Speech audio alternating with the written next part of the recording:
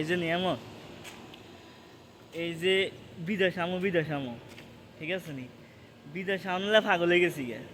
বাপ মার এই 5-6 লাখ টাকা নষ্ট করে যে বিদেশ আইছি, আচ্ছা কি লাভ হয়েছে? এই আজ যে তুই আছিস বিয়ের এ হলা শুধু বিয়ের টেনশন লে আছে, কথা তো এটা না, কথা হয়েছে এই যে 4-5 লাখ টাকা খরচ করে আইসস, তোর টার্গেট কি আছিল? বড় লোক আমি, কিন্তু ওই টার্গেট শেষ।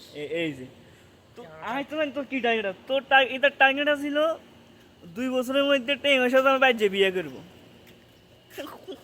2 বছরে তো আমি তো 2 বছরে 5 লাখ টাকা 2.5 লাখ টাকা উঠাইতে পারে না, এত বাইর যাবো, এত বিয়ে করবো, এত বাইর কল দিয়ে কান দে, কার ভালো লাগে না, বাইর যাই এত মাঝি গায়ে, তখন কিনলে বাইর যাবি, ভাই যাবি কিনলে তো এবার কদিন এসে মাত্র কয় না কাই কাই 3 বছর হয়ে গেছে, তা মাকে তুই গেছে 1.5 বছর হয় না, কয় আন্না আরে বিয়ের বয়সে। ওকে রাখেন, পরে কথা হইব।